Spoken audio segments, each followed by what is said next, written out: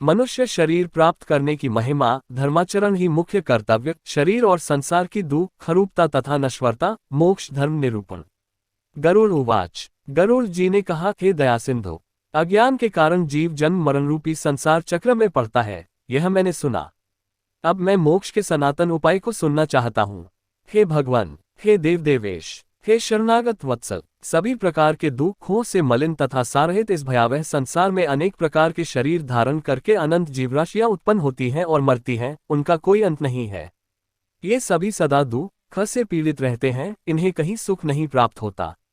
हे मोक्षेश, हे प्रभो, किस उपाय के करने से इन्हें इस संस्कृति चक्र से मुक्ति प्राप्त हो सकती है, इसे आप मुझे बताएं। श्री भगवान उवाच। श्री भगवान ने कहा, हे तार्क्ष, तुम इस विषय में मुझसे जो पूछते हो मैं बतलाता हूं। सुनो, जिसके सुनने मात्र से मनुष्य संसार से मुक्त हो जाता है। वह परब्रह्म परमात्मा निष्कल कलारहित परब्रह्म स्वरूप, शिव स्वरूप, सर्वज्ञ, सर्वेश्वर, निर्मल तथा अद्वैत द्वैतभाव रहित है। वह परमात्मा स्वत प्रकाश है, अनादि अनंत निर्विकार परात्पर निर्गुण और सच्चित आनंद स्वरूप है। ये जीव उसी का अंश है। जैसे अग्नि से बहुत से स्फुलिंग अर्थात चिंगारियां निकलती हैं, उसी प्रकार अनादिकालीन अविद्या से युक्त होने के कारण अनादिकाल से किए जाने वाले कर्मों के परिणाम स्वरूप देहादि उपाधि को धारण करके जीव भगवान से पृथक हो गए हैं। वे जीव प्रत्येक जन्म में पुण्य और पापरूप सुख दुख प्रदान करने वाले कर्मों से नियंत्रित होकर तत्त जाति के योग से देह, शरीर, आयु और कर्मानुरोधी भोग प्राप्त करते हैं। हे खग, इसके पश्चात भी पुनः वे अत्यंत सूक्ष्म लिंग शरीर प्राप्त करते हैं और यह क्रम मोक्ष पर्यंत स्थित रहता है।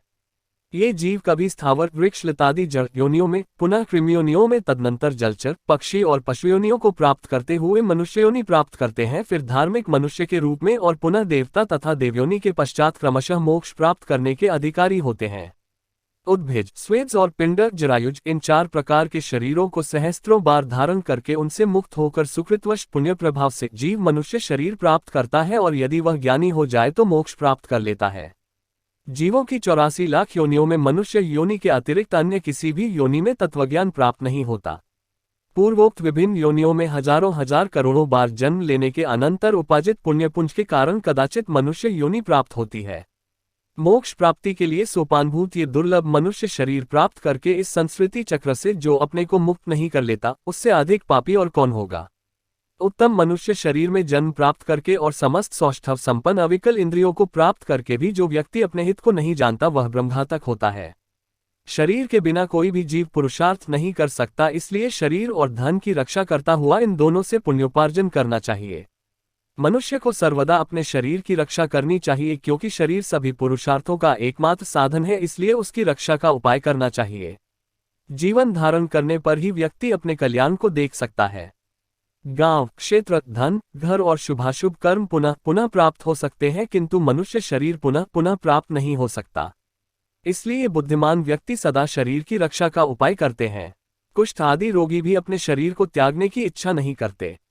शरीर की रक्षा धर्माचरण के उद्देश्य से और धर्माचरण ज्ञान प्राप्ति के उद्देश्य से ज्ञान, ध्यान एवं योग की सिद्धि के लिए और फिर ध्यानयोग से मनुष्य अविलंब मोक्ष प्राप्त कर लेता है। यदि मनुष्य स्वयं ही अपने आत्मा का अहित से निवारण नहीं कर लेता तो आत्मा का दूसरा कौन हितैषी होगा जो आत्मा को तारेगा।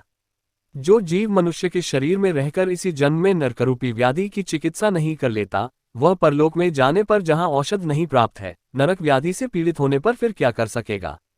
वृद्धावस्था बाघिन के समान सामने खड़ी है। फूटे हुए घड़े के गिरने वाले जल की भांति प्रतिक्षण आयु समाप्त होती जा रही है। रोग शत्रु की भांति प्रहार कर रहे हैं। अतः श्रेय प्राप्ति के लिए जीव को अभ्यास करना चाहिए। जब तक दुख प्राप्त नहीं होता, जब तक आपत्तियां घेर नहीं लेती और जब तक इंद्रियों में वैकल्य शिथिलता नहीं आ जाता, तब तक श्रेय प्राप्ति के लिए जीव को प्रयास करते रहना चाहिए। जब तक ये शरीर है तभी तक तत्वज्ञान का अभ्यास करना चाहिए। भवन में आग लग जाने पर कौन ऐसा दुर्बुद्धि मनुष्य है जो कुआं खोदना प्रारंभ करता है। बहुविध सांसारिक कार्य प्रपंचों में व्यस्त रहने के कारण काल का ज्ञान नहीं होता।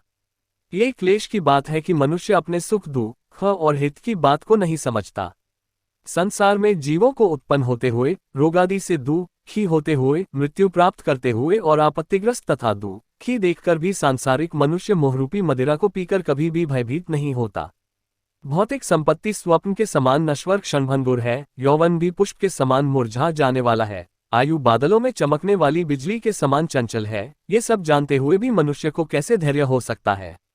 एक तो मनुष्य की 100 वर्ष की आयु ही बहुत थोड़ी है, उसमें भी निद्रा और आलस्य के वशीभूत होकर उसका आधा भाग बीत जाता है और जो शेष है वह भी बाल्यावस्था, रोग और जरा में होने वाले दुख से चला जाता है और जो थोड़ा बचा वह भी निष्फल ही बीत जाता है। प्रारंभ करने वाले कार्य के विषय में जो उद्योग नहीं करता और जहां ब्रह्मचिंतन आदि में जागरूक रहना चाहिए वहां वह सोता रहता है।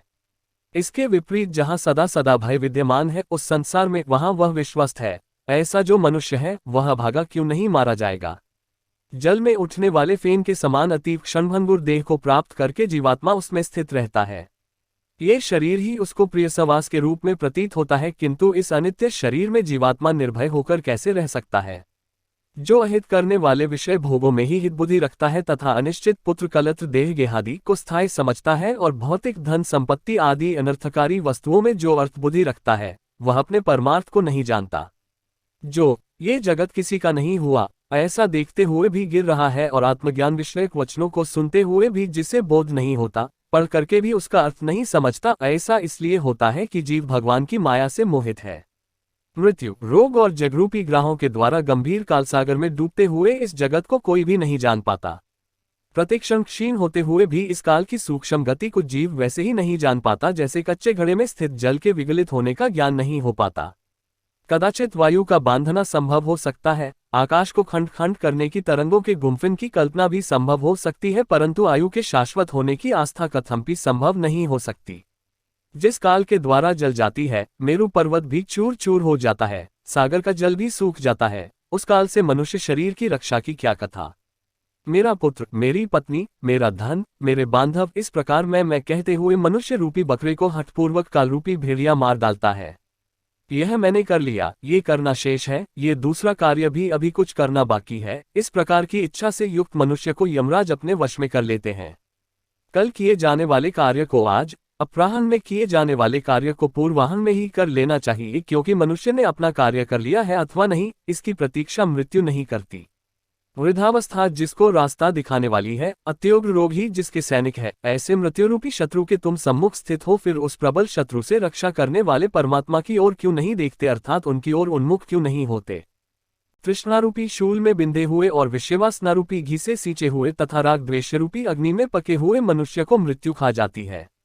ये जगत ऐसा है कि इसमें मृत्यु बालकों, युवकों, वृद्धों और गर्भस्थ जीवों सभी को ग्रस लेती है। जब जीव अपनी देह को भी यहीं छोड़कर यमलोक को चला जाता है तो फिर स्त्री, माता पिता और पुत्रादि से किस प्रयोजन से संबंध स्थापित किया जाए। ये संसार दुख का मूल कारण है, इसलिए इस संसार से जिसका संबंध है वही दुखी है और जिसने इस जगत का त्याग किया वही मनुष्य सुखी है। दूसरा कोई भी कहीं भी सुखी नहीं है। ये संसार सभी प्रकार के दुखों का उत्पत्ति स्थान है, सभी आपत्तियों का घर है और सभी पापों का आश्रय स्थान है, इसलिए ऐसे संसार को क्षण मात्र में त्याग देना चाहिए।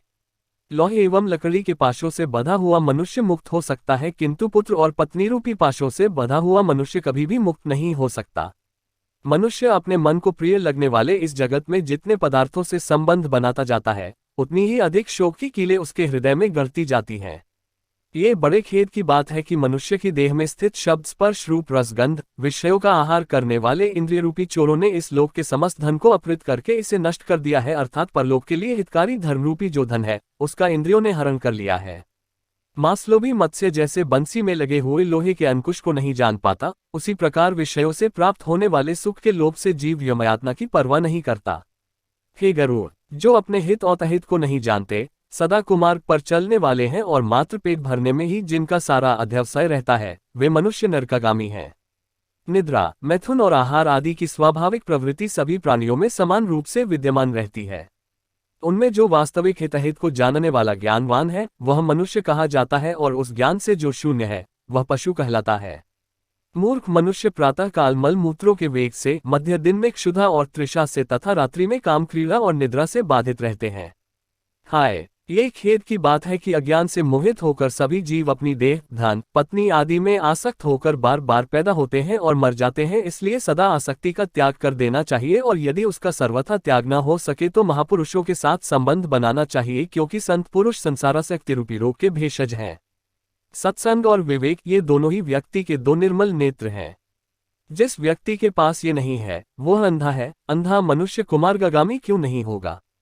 अपने अपने वर्ण और आश्रम के लिए शास्त्र बोधित आचारों का पालन करने में संलग्न रहने वाले सभी मनुष्य यदि परम धर्म को नहीं जानते तो वे दंभाचारी व्यर्थ में नष्ट हो जाते हैं।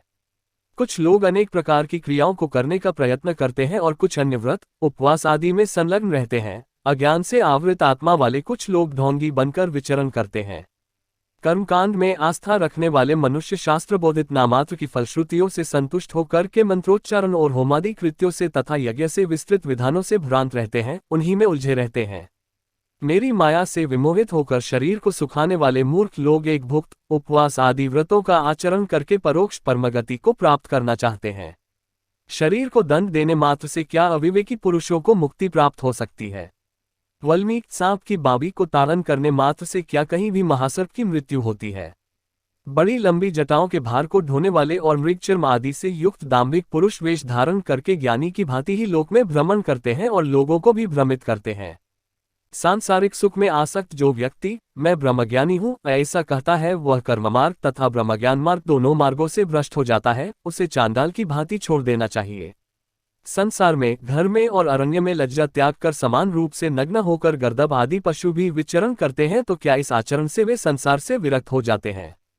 यदि मिट्टी और भस्म के धारण करने मात्र से मनुष्य मुक्त हो जाए तो मिट्टी और भस्म में शयन करने वाला वह कुत्ता भी क्या मुक्ति प्राप्त कर लेगा।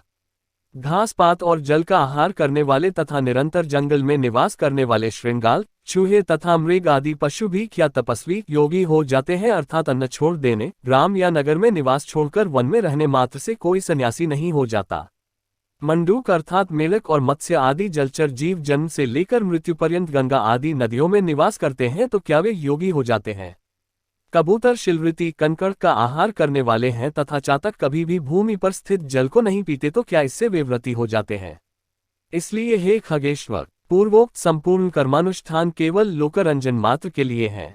मोक्ष का अकरण तो साक्षात तत्वज्ञान ही है। हे खग, शतदर्शन रूपी महाकूप में पड़े हुए मनुष्य रूपी पशु परमार्थ को नहीं जानते हैं, क्योंकि वे पशुपाश से नियंत्रित रहते हैं। वेद और शास्त्र रूपी घोर समुद्र में इधर उधर ले जाए जाते हुए कुतार्किक व्यक्ति षडूर्मियों क्षुधा पिपासा शोक मोह और जन्म मृत्यु को षडूर्मी कहा जाता है से ग्रस्त होकर स्थित रहते हैं। वेद शास्त्र और पुराणों को जानने वाला भी जो मनुष्य परमार्थ को नहीं जानता विडंबनाग्रस्त, उसका पूर्वोक्त संपूर्ण ज्ञान कोय के कांव कांव करने जैसा है। परम तत्व से पराडमुख जीव ये ज्ञान है, ये ज्ञेय है। इसी चिंता से व्याकुल होकर रात दिन शास्त्रों का अध्ययन करते हैं। काव्योचित अलंकारों से सुशोभित गद्य वाक्य रचना या छंदोबद्ध कविता की रचना करने पर भी विषयोपभोग के प्रति लालायित इंद्रियों वाले तत्वज्ञान रहित मूढ़ व्यक्ति नाना चिंताओं के कारण दुखी रहते हैं। परम तत्व की प्राप्ति तो अन्य प्रकार से होती है, किंतु लोग अन्य प्रकार के उपाय करके क्लेश प्राप्त करते हैं। शास्त्र का भाव तो कुछ और होता है, परंतु वे उसकी व्याख्या कुछ दूसरे प्रकार से करते हैं। कुछ अहंकारी व्यक्ति गुरुपदेश आदि को प्राप्त न करके भी उन्मनी भाव के विषय में कहते हैं, पर वे स्वयं उसका अनुभव नहीं करते। बहुत से लोग वेद और शास्त्र का अध्ययन तो करते हैं और परस्पर एक दूसरे को बोध भी कराते हैं, तात्पर्य समझाते हैं, पर वे परम तत्वों के विषय में उसी प्रकार कुछ नहीं जानते जिस प्रकार कलछी पाकर रस को नहीं जानती। पुष्प को धारण तो सिर करता है, किंतु उस पुष्प की गंध को नासिका ही जानती है। ठीक इसी प्रकार वेद और शास्त्र का अध्ययन में उसी प्रकार भटकता फिरता रह जाता है, जैसे कोई मूर्ख वाला अपनी कोख में बकरे को पकड़े रखने पर भी उसको खोजने के लिए कुएं में देखता है। संसार के मोह का नाश करने के लिए शास्त्र के शब्दों के अर्थ को जानना मात्र पर्याप्त नहीं है। दीपक की बात से कभी अंधकार की निवृत्ति नहीं हो सकती। बुद्धिहीन मनुष्य का पढ़ना अंधे व्यक्ति के दर्पण देखने के समान व्यर्थ है। अतः बुद्धिमान व्यक्ति को ही शास्त्रीय तत्वज्ञान का लक्षण हो सकता है, अर्थात बुद्धिमान को ही तत्वज्ञान लक्षित हो सकता है। जो ये ज्ञान यहाँ है इसे जानना चाहिए। इस प्रकार बुद्धि करके शास्त्र में प्रतिपाद्य सब कुछ सुनना चाहता है, वह 1000 दिव्य वर्षों की आयु प्राप्त करके भी शास्त्रों का अंत प्राप्त नहीं कर सकता। अनेक शास्त्र है, आयु अत्यल्प है, जिसमें करोड़ों विघ्न है। इसलिए जैसे हंस जल के मध्य से दूध को ग्रहण कर लेता है, उसी प्रकार बुद्धिमान व्यक्ति को भी शास्त्र के सार तत्व का ज्ञान प्राप्त करना चाहिए। वेद शास्त्रों का अभ्यास कर वहां से तत्वज्ञान प्राप्त करके बुद्धिमान मनुष्य को चाहिए कि जैसे धान चाहने वाला व्यक्ति धान ग्रहण करके पलाल अर्थात पुआल को छोड़ देता है, उसी तरह उसे भी अन्य सभी शास्त्रों को छोड़ देना चाहिए। जैसे अमृत से तृप्त व्यक्ति के लिए भोजन की कोई आवश्यकता नहीं होती, उसी प्रकार हे तार्क्ष्य, तत्वज्ञ को शास्त्र से कोई प्रयोजन नहीं होता। हे विंतात्मज, न वेदाध्ययन से मुक्ति प्राप्त होती है और न शास्त्रों के अध्ययन से ही। मोक्ष की प्राप्ति ज्ञान से ही होती है, किसी दूसरे उपाय से नहीं। जिस प्रकार मुक्ति के लिए न तो आश्रम धर्म का अनुष्ठान कारण है, न दर्शनों का अध्ययन कारण है, उसी प्रकार श्रौत स्मार्त कर्म भी कारण नहीं है। मात्र ज्ञान ही मोक्ष का उपाय है। गुरु का वचन ही मोक्ष देने वाला है, अन्य सब विद्याएं विडंबना मात्र है। लकड़ी के हजारों भारों की अपेक्षा एक संजीवनी ही श्रेष्ठ है। कर्मकांड और वेद शास्त्रादि के अध्ययन रूपी परिश्रम से रहित केवल गुरु मुख से प्राप्त अद्वैत ज्ञान ही कल्याणकारी कहा गया है। अन्य करोड़ों शास्त्रों को पढ़ने से कोई लाभ नहीं। वेदादि आगम शास्त्रों का अध्ययन तथा विवेक, इन दो साधनों से ज्ञान की प्राप्ति होती है। आगम से शब्द ब्रह्म का ज्ञान प्राप्त होता है और विवेक से परब्रह्म का ज्ञान प्राप्त होता है।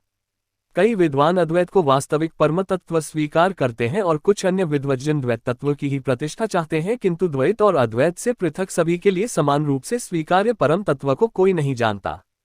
न मम मेरा नहीं है और मम मेरा है, ये दो पद भावनाएं की बंधन और मोक्ष के कारण है।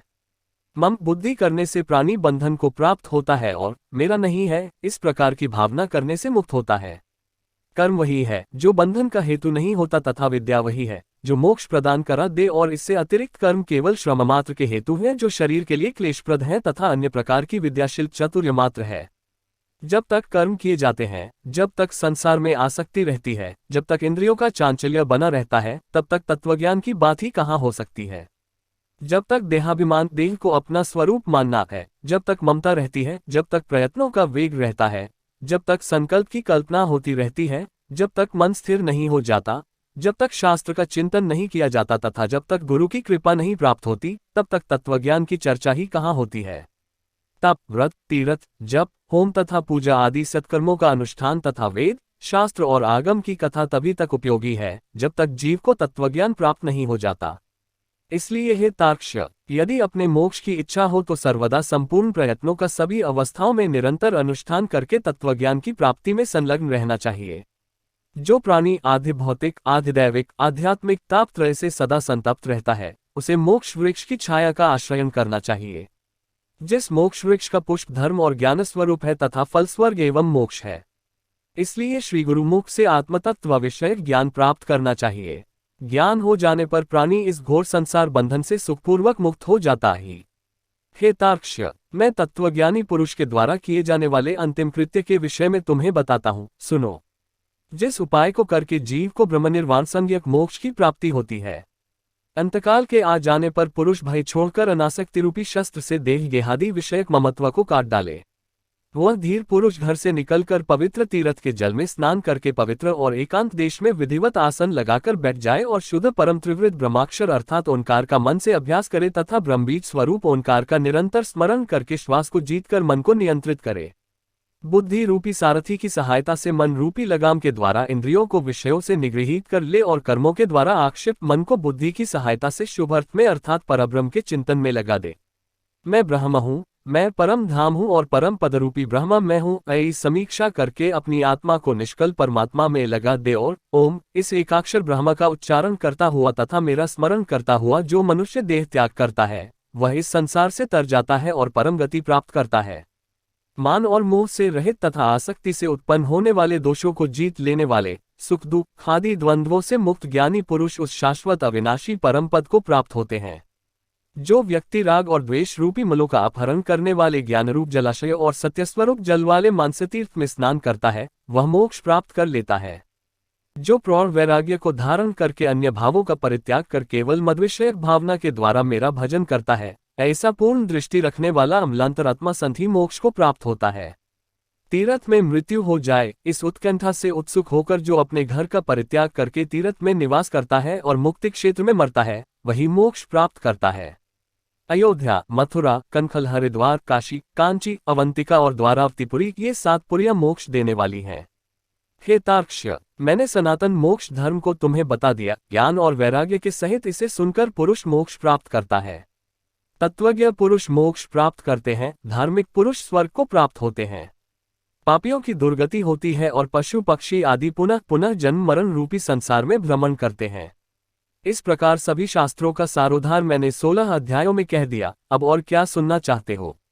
सूत उवाच। सूत जी ने कहा, हे राजन, गरुड़ जी ने भगवान के मुख से ऐसा वचन सुनकर उन्हें बार बार प्रणाम करके अंजलि बांधकर इस प्रकार कहा। गरुड़ जी ने कहा, हे देवाधिदेव भगवान, हे नाथ, हे प्रभु, अपने अमृतमय वचनों को सुनाकर आपने मुझे भवसागर से तार दिया है। अब मेरा संदेह समाप्त हो गया और मैं कृतार्थ हो गया हूँ, इसमें संशय नहीं। ऐसा कहकर गरुड़ जी ने मौन होकर भगवत ध्यान परायण हो गए। स्मरण करने से जो दुर्गति का हरण कर लेते हैं, पूजन और यज्ञ के द्वारा जो सद्गति प्रदान करते हैं और अपनी परम भक्ति के द्वारा जो मुक्ति प्रदान करते हैं, वे हति मेरी रक्षा करें। इस प्रकार गरुड़ पुराण के अंतर्गत सारोद्धार में भगवान विष्णु और गरुड़ के संवाद में मोक्ष धर्म निरूपण नामक 16वां अध्याय पूरा हुआ। गरुड़ पुराण श्रवण सुनने का फल। श्री भगवान उवाच। श्री भगवान ने कहा, हे तार्क्ष, इस प्रकार मैंने और्ध्वदैहिक कृत्यों के विषय में सब कुछ कह दिया। मरणाशौच में 10 दिन के अंदर इसे सुनकर व्यक्ति सभी पापों से मुक्त हो जाता है। ये परलोक संबंधी कर्म पितरों को मुक्ति प्रदान करने वाला है और परलोक में तथा इस लोक में भी पुत्र को वांछित फल देकर सुख प्रदान करने वाला है। जो नास्तिक अधम व्यक्ति प्रेत का ये और्ध्वदैहिक कर्म नहीं करते, उनका जल सूरा के समान अपे है, इसमें कोई संशय नहीं। देवता और पितृगण उसके घर की ओर नहीं देखते, अर्थात दोनों की ही कृपा दृष्टि उन पर नहीं होती और उनके पितरों के कोप से पुत्र पुत्रादि की भी दुर्गति होती है। प्रेतक्रिया के बिना ब्राह्मण, क्षत्रिय, वैश्य, शूद्र और इत्रजनों को भी चांडाल के समान जानना चाहिए। जो इस पुण्यप्रद प्रेतकल्प को सुनता और सुनाता है, वे दोनों ही पाप से मुक्त होकर दुर्गति को नहीं प्राप्त होते हैं। माता और पिता के मरण में जो पुत्र गरुड़ पुराण सुनता है, उसके माता पिता की मुक्ति होती है और पुत्र को संतति की प्राप्ति होती है। जिस पुत्र ने माता पिता की मृत्यु होने के अनंतर गरुड़ पुराण का श्रवण नहीं किया, गया श्राद्ध नहीं किया, वृषोत्सर्ग नहीं किया, मासिक तथा वार्षिक श्राद्ध नहीं किया, वह कैसे पुत्र कहा जा सकता है और ऋणत्रय से उसे कैसे मुक्ति प्राप्त हो सकती है और वह पुत्र माता पिता को तारने में कैसे समर्थ हो सकता है। इसलिए सभी प्रकार के प्रयत्नों को करके धर्म, अर्थ, काम तथा मोक्ष रूप पुरुषार्थ चतुष्टय को देने वाले तथा सर्वविध दुख का विनाश करने वाले गरुड़ पुराण को अवश्य सुनना चाहिए। ये गरुड़ पुराण पुण्यप्रद, पवित्र तथा पापनाशक है, सुनने वालों की कामनाओं को पूर्ण करने वाला है, अतः सदा ही इसे सुनना चाहिए। इस पुराण को सुनकर ब्राह्मण विद्या प्राप्त करता है, क्षत्रिय पृथ्वी प्राप्त करता है, वैश्य धनाढ्य होता है और शूद्र पातकों से शुद्ध हो जाता है। इस गरुड़ पुराण को सुनकर सुनाने वाले आचार्य को पूर्वोक्त शया दानादि संपूर्ण दान देने चाहिए, अन्यथा इसका श्रवण फलदायक नहीं होता। पहले पुराण की पूजा करनी चाहिए, तदनंतर वस्त्र, अलंकार, गोदान और दक्षिणा आदि देकर आदरपूर्वक वाचक की पूजा करनी चाहिए। प्रचुर पुण्यफल की प्राप्ति के लिए प्रभुत अन्न, स्वर्ण और भूमि दान के द्वारा श्रद्धा भक्तिपूर्वक वाचक की पूजा करनी चाहिए। वाचक की पूजा से ही मेरी पूजा हो जाती है, इसमें संशय नहीं, और वाचक के संतुष्ट होने पर मैं भी संतुष्ट हो जाता हूँ, इसमें भी कोई संशय नहीं। इस प्रकार गरुड़ पुराण के श्रवण का फल संपूर्ण हुआ। इस प्रकार गरुड़ पुराण सारोद्धार संपूर्ण हुआ।